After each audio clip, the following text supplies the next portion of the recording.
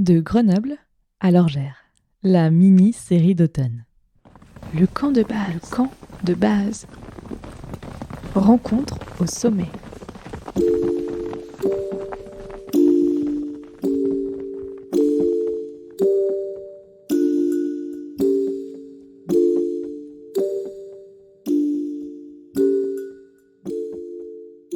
Épisode 2. Les safraniers des grands chefs.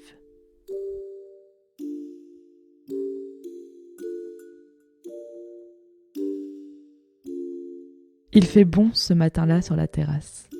Nous sommes attablés à Saint-Pierre-de-Belleville, tout près d'un grand pré d'herbe rase. Pour la non-connaisseuse que je suis, rien ne laisse présager que le safran pousse ici sous nos yeux. Cécile, à l'origine de l'exploitation, me raconte. Alors bonjour, Cécile, je suis la maman, la mère et la créatrice de cette petite exploitation. Bien sûr, grâce à mon mari qui m'a permis de m'installer sur ces terres à Saint-Pierre-de-Belleville. Alors Saint-Pierre-de-Belleville se trouve dans le massif des Hurtières, sur la chaîne de Beldonne. Et donc, c'est un petit village en fond de vallée qui a à peu près 150 habitants. C'est un petit endroit cocooning et notre safranerie est au sein du village.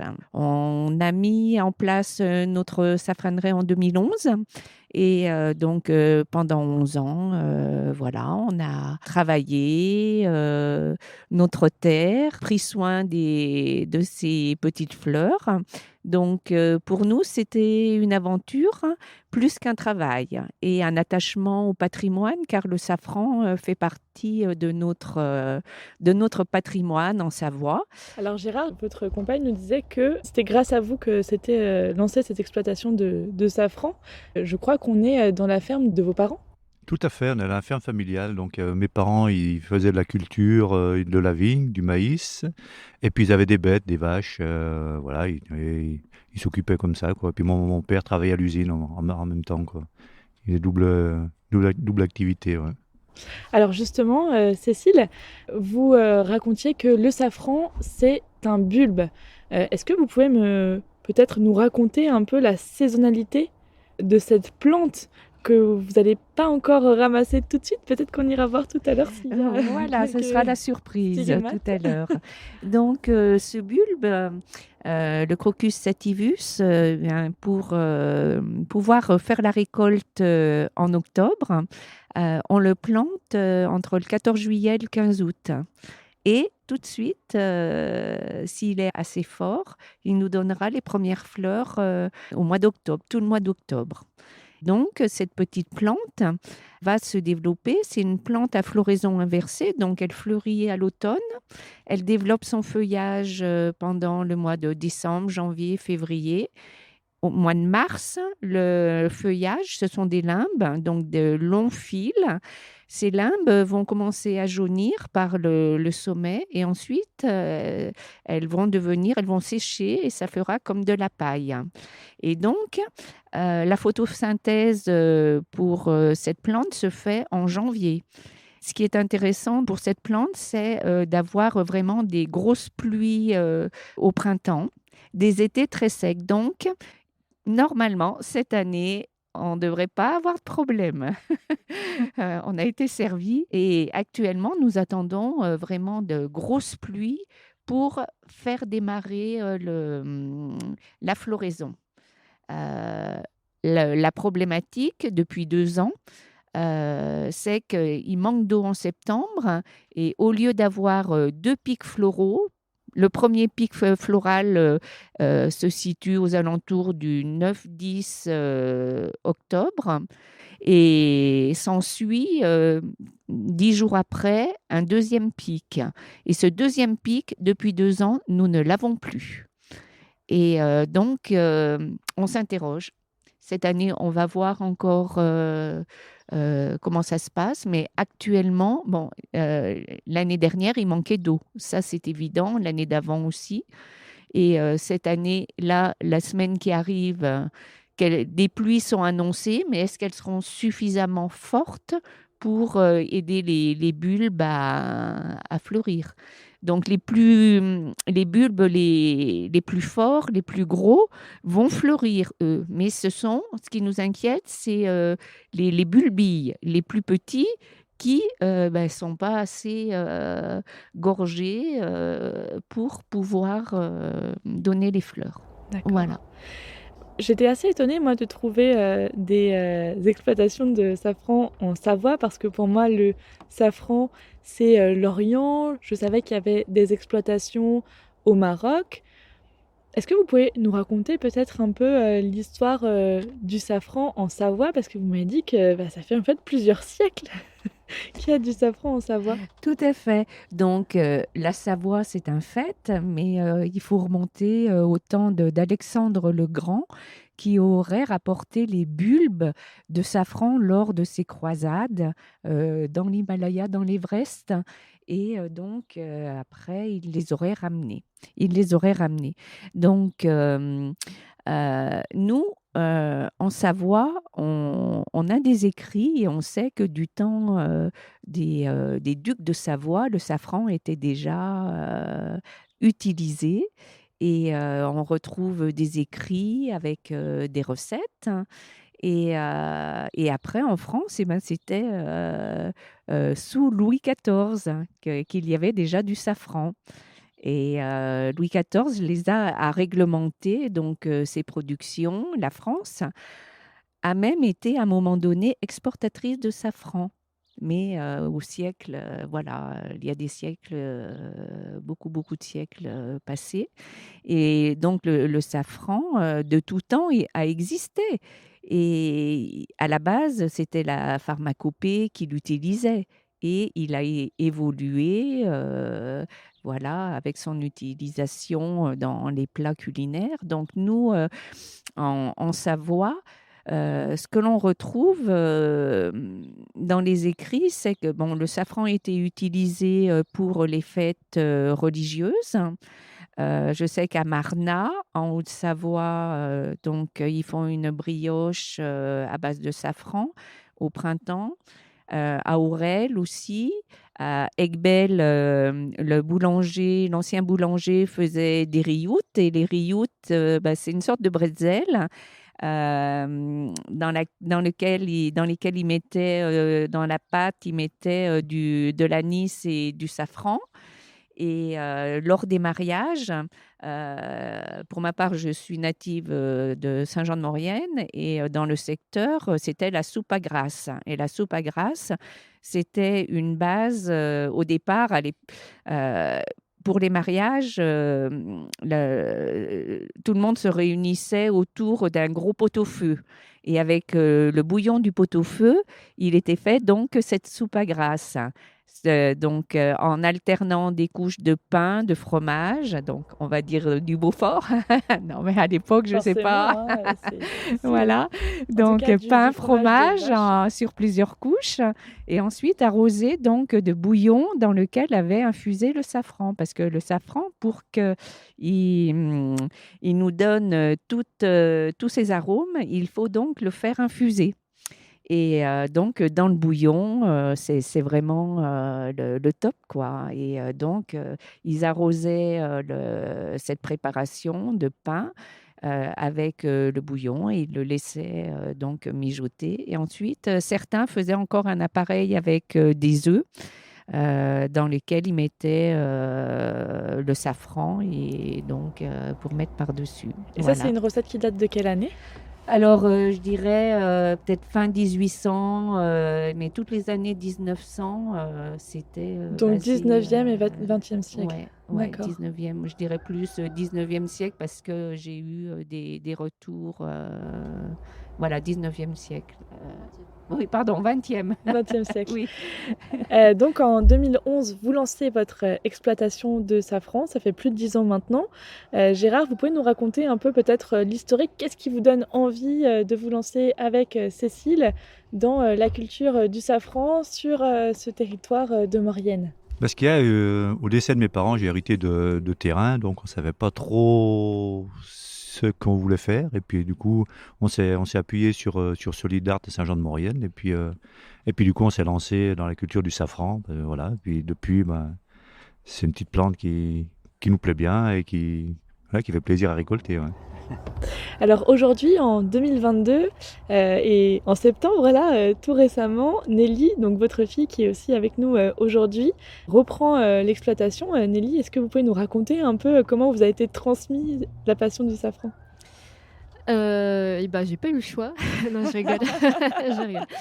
Non, c'est vu que mes parents avaient planté ces plantes et puis voilà, c'est le fief de la famille ici, donc c'était normal de venir les aider au moment de la récolte.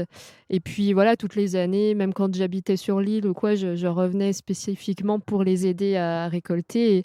Et c'est vrai que alors moi, c'est un peu spécial parce que le safran lui-même, je suis pas extrêmement fan de ça, mais j'adore récolter cette petite fleur et la sentir dans les doigts. Elle a une texture vraiment crémeuse et c'est un truc que j'adore. Et une fois qu'on a tous les stigmates ramassés, ça fait une boule rouge et j'adore vraiment. Donc c'est une passion de la fleur en fait, plus que du safran lui-même pour laquelle j'y suis venue.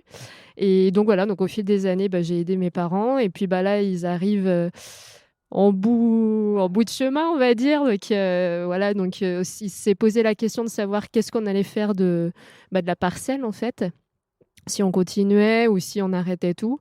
Et puis du coup, moi, j'étais en réflexion professionnelle. Et du coup, je me suis dit, je vais reprendre parce qu'on a déjà nos clients. Donc ce serait dommage de les laisser tomber. Et puis pour moi, je vais pas non plus aller m'embêter vraiment, aller chercher d'autres clients et tout. La clientèle est déjà là. Donc voilà, donc ça s'est fait un peu comme ça. Ils m'ont dit, on sait pas quoi faire. Et j'ai réfléchi. Puis je me suis dit, allez, je reprends. Et puis, mais là, j'ai une nouvelle façon de faire, on va dire. Ils ont planté en fait sur toute une parcelle les bulbes il y a 10 ans. Et on voit que le sol s'appauvrit quand même et qu'au bout de... là, ça fait 10 ans, la production commence à descendre. Donc, je suis partie du principe de faire en fait des petites parcelles de à peu près 5000 bulbes chacune et de tourner et de faire de la jachère en fait pour que le sol, au bout d'un moment, puisse voilà, tout à fait. Ouais. Donc, on va essayer là. On a planté une parcelle au mois de juillet, fin août, début août. Donc, on va voir ce qui sort cette année et si ça marche. Et puis voilà, tous les 6-8 ans replanter et laisser 6-8 ans en jachère aussi. C'est intéressant parce que vous parlez aussi de vos clients et vous me disiez avant le début de cette interview qu'en fait vous êtes les producteurs de safran de plein de grands chefs en Savoie. Oui, on a la chance que beaucoup de chefs étoilés ou pas nous fassent confiance et aiment travailler notre petite fleur, enfin le safran en tout cas. Et du coup, pour nous, c'est valorisant en quelque sorte que des chefs aiment cette fleur et puis soient fidèles. Il y a quelques équipes de chefs qui viennent pendant les récoltes pour voir comment ça se passe. Comme ça nous permet d'échanger avec eux et puis ça crée un lien et c'est assez sympa. Ouais. Oui, puis ils sont aussi venus récolter pour voir comment est-ce que c'est produit. Ouais. C'est important. Hein. Pour eux et puis pour expliquer aux clients aussi pendant le service d'où vient l'histoire du safran, voilà, et ça rajoute un plus aussi pour eux également, je pense. Ouais, c'est super. Et j'ai aussi, c'est une affaire familiale parce que là, il y a votre fille, mais en fait, votre frère est aussi mis à contribution, il me semble, Nelly. Oui, il a pas eu le choix non plus. Voilà. Lui, en plus, au début, il habitait vraiment là où il y a la safranerie. Moi, j'y habite depuis 5 ans, mais donc il était vraiment là où se passait le truc, the place to be. Donc du coup, il n'avait pas trop le choix de venir non plus nous aider, mais il aime bien aussi, donc ça va. Ça marche. Est-ce que vous pouvez me délivrer une recette que vous faites, que vous aimez avec le safran, avant que nous allions ausculter ce pré? Alors déjà en Maurienne, donc le safran était utilisé dans le farçon. Et le farçon, on le retrouve soit à base de pommes de terre, soit à base de pain. Alors c'est intéressant d'expliquer effectivement pour les auditeurs qui ne sont pas savoyards ce que c'est le farçon parce que c'est très spécifique à la région. Voilà, donc avec le pain, c'est la même base que la soupe à grasse. Hein. On coupe des tranches de pain Et certains peuvent mettre du lard entre chaque tranche. Et il y a toujours un appareil, œufs, lait et safran. Les pommes de terre, on fait, c'est comme une base, une purée avec des lardons. Et ensuite, toujours œufs, lait et safran. Voilà. Et Ça, donc, c'est typique, hein, pour le voilà. coup. Ouais. Et en Tarentaise, ils ajoutent beaucoup de fruits dedans, des raisins secs, des noix, des noisettes, tous les fruits qu'ils ont sous la main. C'est rigolo parce que pour le coup, je sais que un des chefs qui vous prend le safran, c'est Julien Machet, dont le restaurant s'appelle Le Farçon, Voilà, à la tanière. exactement. Et écoutez, si vous le voulez bien, on se retrouve dans quelques instants dans la safranerie pour voir si la récolte sera bonne. Nous sommes fin septembre, peut-être que c'est un peu tôt, mais vous me disiez tout à l'heure que ça allait être une surprise. On va voir si il y a quelques petites pousses. Allez.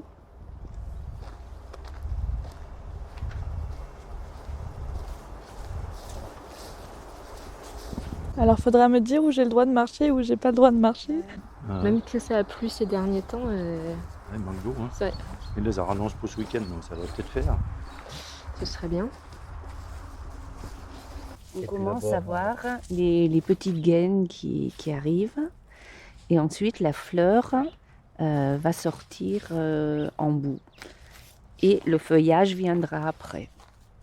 Et un bulbe, ça fait combien de pistils, de stigmates? Alors, de fleurs, un bulbe peut avoir 3 à 4 fleurs. Et en fait, les bulbes, on les laisse en terre d'une fois qu'on a fait notre plantation.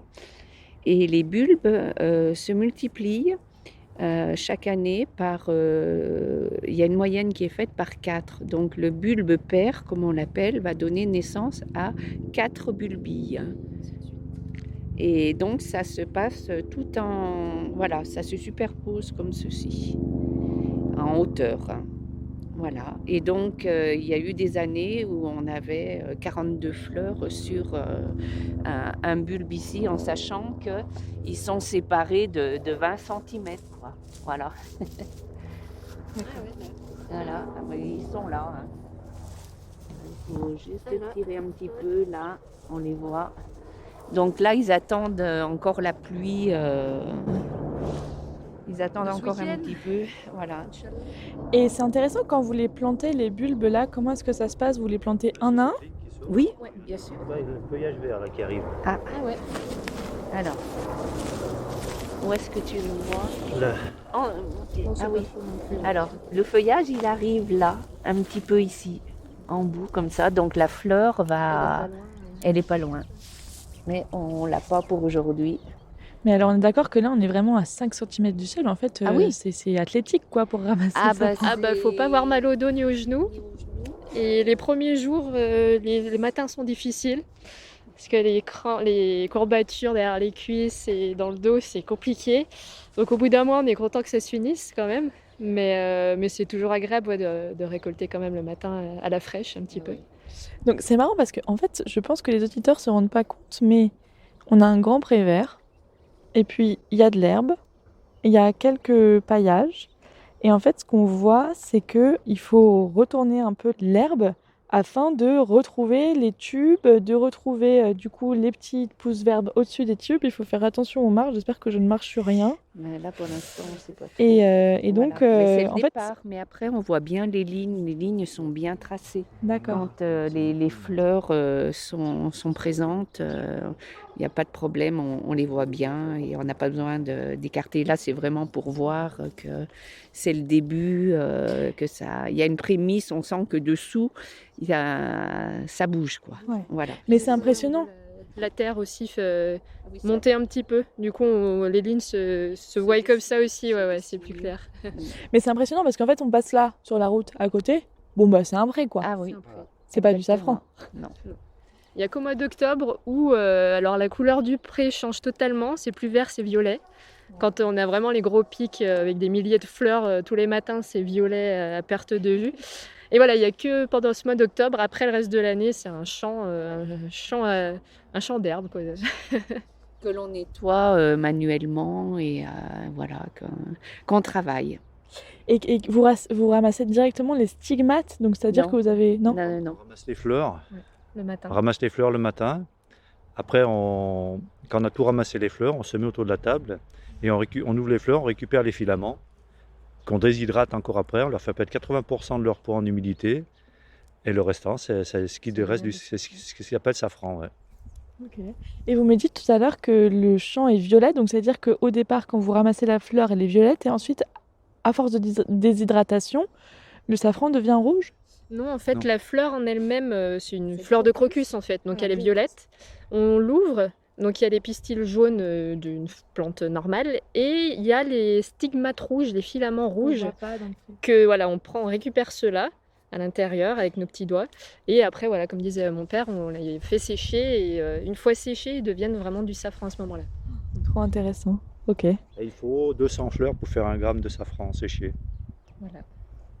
C'est du boulot. Ok. Voilà, donc ici, pour le safran, on ne parle pas de kilos. Pour avoir des kilos de safran, oui, c'est en Iran, c'est l'Orient. Ici, à savoir qu'on est donc dans un pays de montagne avec des petites parcelles et ça reste une petite culture un petit peu secrète. Voilà. Et une belle satisfaction parce qu'on attend toujours le mois d'octobre pour voir comment elles se sont comportées et puis ce que la nature, on prend ce que la nature nous donne. Et pour nous, c'est une aventure journalière. Puis c'est Voilà. surtout un moment de partage en fait, la récolte, parce que on n'est que 3 ou 4 à ramasser, et quand c'est vraiment les gros pics, vu qu'on n'a pas de salariés, on fait appel à nos voisins, comme on dit. Donc c'est surtout les amis, la famille qui, s'ils sont disponibles le matin même, parce que vu qu'on ne sait pas la veille ce qui va se passer, on appelle, et puis qui est dispo vient, et voilà, donc on ramasse ensemble, on mange ensemble à midi, l'après-midi on émonde, comme on dit, voilà. Et donc voilà, c'est un moment de partage, on rigole bien, on se raconte des histoires, et c'est assez sympa. Ouais. C'est un peu ce qui se passait dans les villages à l'époque pour les veillées. C'est ce qu'on a voulu aussi retrouver, nous, parce qu'on a eu... Gérard l'a vécu dans sa jeunesse, quand il travaillait le maïs. Quand il récupérait le maïs, ils enlevaient les feuilles. Et donc ça se faisait dans la cuisine. Et la famille venait, les amis, et c'était un moment de travail, mais de partage. Et peut-être inconsciemment, voilà, on a essayé de retrouver, de remettre ça en piste et retrouver cette ambiance. Trop bien. Super. Voilà. Non, mais c'est assez impressionnant pour moi qui ne connais pas la culture du safran. Vraiment, ça se trouve un peu comme quand on ramasse beaucoup trop de champignons, là, et puis que du coup on se retrouve, ou quand on doit nettoyer les myrtilles. Ah oui, oui. C'est un truc de montagne aussi. Oui. Et en fait, on se retrouve autour de la table avec ses parents, ou alors équeuter les haricots quand il y en a 5 kilos d'un coup. Voilà, exactement. Exactement. C'est un temps passé ensemble Ouais. et un temps de partage. Et beaucoup nous demandent quand est-ce que les fleurs sont là pour venir, parce que voilà, c'est un moment où on se retrouve et un petit moment de partage. Et Nelly, moi, la dernière question que j'ai pour vous, qui est en fait le futur de cette parcelle aussi, c'est qu'est-ce que finalement vous imaginez dans l'avenir pour cette safraneraie? Et j'aimerais continuer encore 10 ans déjà, on va voir, et plus si affinité, ce serait bien. Et pérenniser la culture, et voilà, continuer à offrir ça aux chefs, et puis voilà, montrer aux gens de la vallée que ça existe et que c'est pas un produit de luxe non plus. Certes, c'est un petit peu cher, mais en même temps, quand on voit le travail qu'on a à faire, voilà. Et on en met très peu dans les plats, parce que pour un plat salé, on met 5 filaments. Et pour un plat sucré, 3 par personne. Donc, nos chefs nous disaient, ça revient à 0,25 centimes l'assiette. Donc, c'est vrai qu'on a tellement entendu dire que le safran était cher et que, voilà, il y a un peu de recul quand on va quand on met du safran. Mais en fait, dans 1 gramme de safran, il y a 600 filaments.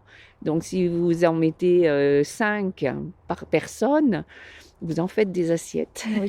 Moi, j'adore mettre du safran dans mon risotto de crevettes. Je vous indiquerai la recette sur le site internet du Camp de Base. Merci infiniment de m'avoir accueillie aujourd'hui dans cette safranerie. J'étais vraiment très contente de voir comment vous travaillez. C'est trop chouette en tout cas. Et merci pour ce moment de partage. C'est nous qui vous remercions. Merci. Merci.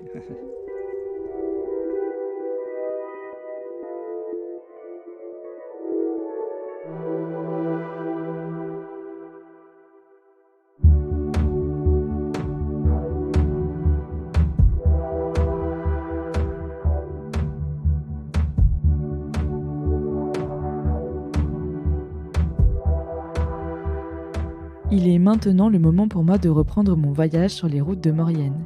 Prochain arrêt, Saint-Jean. C'était le 2e épisode de la mini-série de Grenoble à l'Orgère pour le podcast Le Camp de Base, rencontre au sommet. Pour découvrir le petit couteau de poche natif de la vallée, rendez-vous dans l'épisode 3. À très vite.